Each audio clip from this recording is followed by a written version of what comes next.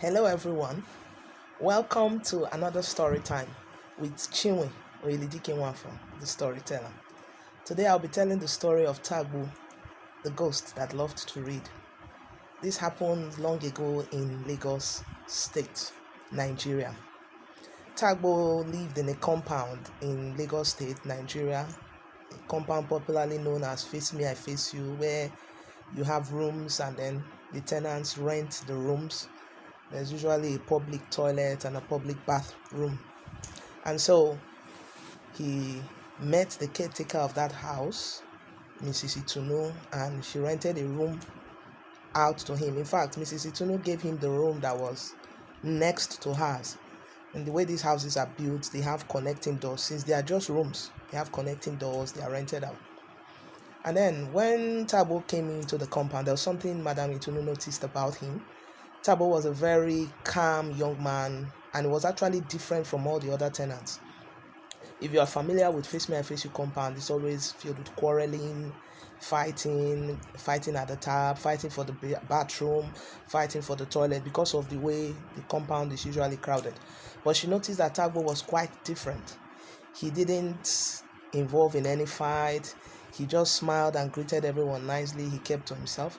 And she also noticed something about Tagbo, that Tagbo never had any visitors. Nobody came to look for Tagbo. Nobody ever asked of Tagbo. Nobody. And when she teased him about it, young man, don't you have friends who come to visit you? Don't even have girlfriend or anything. Tagbo would just smile shyly and enter his compound. He never had an issue with anyone. And Madam Itunu began to admire this young man. So this is a kind of young tenants that she's supposed to be having in her compound, not the troublesome ones. There's something else she noticed about Tagbo, that every day at exactly 6 a.m. in the morning, Tagbo was at the gate going out. And at exactly 6 p.m. in the evening, Tagbo was at the gate coming in. There was never a time that he was there at 6:01 or a few minutes to 6. It was always exact time. And she was like, wow, this is something that she has never noticed before. But she kept it to herself, just an observation. And then, but being a very inquisitive person, she wanted to know more about Tagbo, this young man who was quiet, calm, didn't have problem with anybody in the compound. So one day, remember I said she had a room next to his. And then, the rooms have these adjoining doors. She decided to peep through her keyhole, to spy on him and find out what he was doing. And to her surprise, she saw him reading. A pile of books packed on the table. He was reading, he was studying. But she noticed something. He was crying. As he was reading, tears were going down his eyes. But she didn't know why he would be reading and crying, but she just kept to herself. And she decided to make it a habit to spy on him once in a while. She even used him as an example to her young cousin Tunde, who will never open his book. Even if Tunde had exams the next day, Tunde will not read. She was like, can't you be like this young man Tagbo? He's always reading his books, he's always studying. And although that fell on deaf ears because Tunde didn't even take her advice for one day. And so one day, Tagbo had gone out as usual because she didn't actually know where he was going. He had gone out as usual.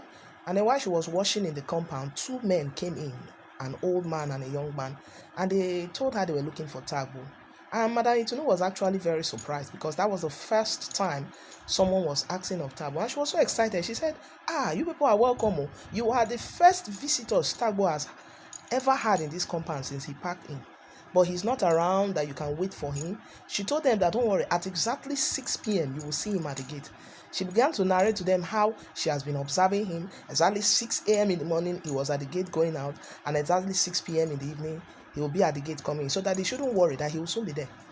And so they sat down and she started to wash. At exactly 6 p.m., Tagbo was at the gate. And she was excited. She wanted to tell Tagbo, finally, you have visitors. When she looked, she didn't see the two men. They were hiding behind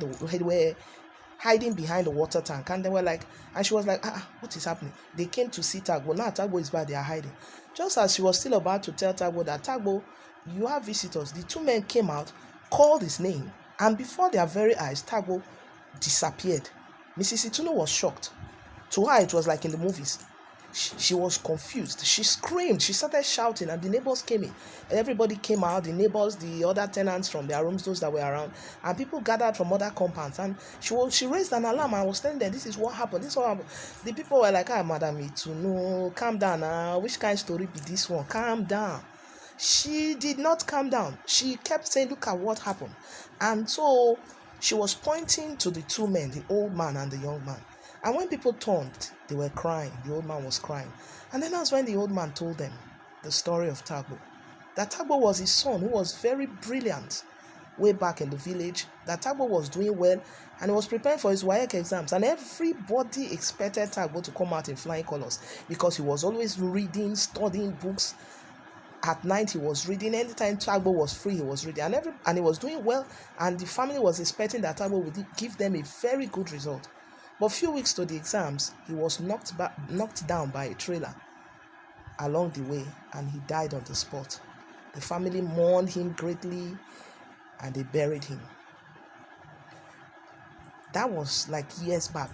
He said that the other young man there is his other son. That the young man came to Lagos to buy something, and he saw someone that looked like his brother Tagbo at the market.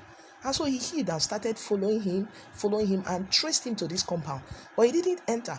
He ran back to the village and told his father that he had seen Tagbo. And the father was like, Tagbo, my son that we bury, is that not his grave? What are you saying? But the young man kept insisting that was his brother Tagbo. And so the father said, well, if I see my son Tagbo, I will know. So he said, let's go to the Lagos. Let's go and see.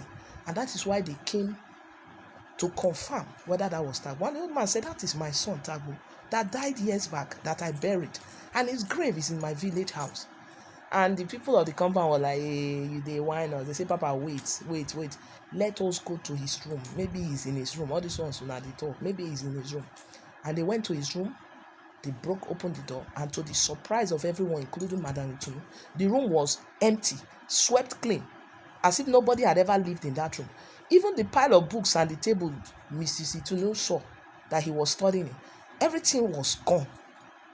That is when everybody realized what was happening.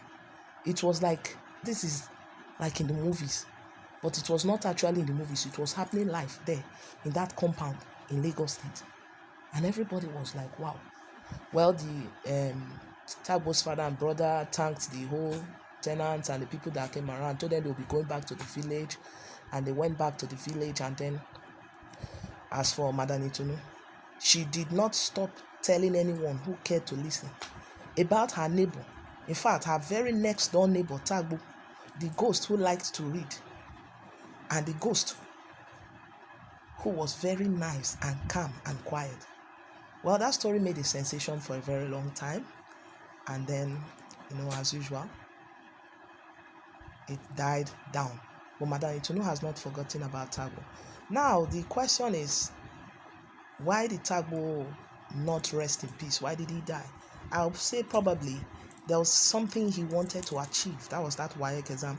An expectation that was actually cut short. He was cut short prematurely before he achieved it. And I think his spirit was restless and his spirit wanted to achieve that. I think that's why he was always reading. Maybe he had even registered for WAEC somewhere and nobody knew, because nobody actually knew where he was going every day and coming back by 6 p.m. But I think that what was keeping Tagbo back was that his expectation, that WAEC exams he wanted to write and come out in flying color, that expectation that was cut short.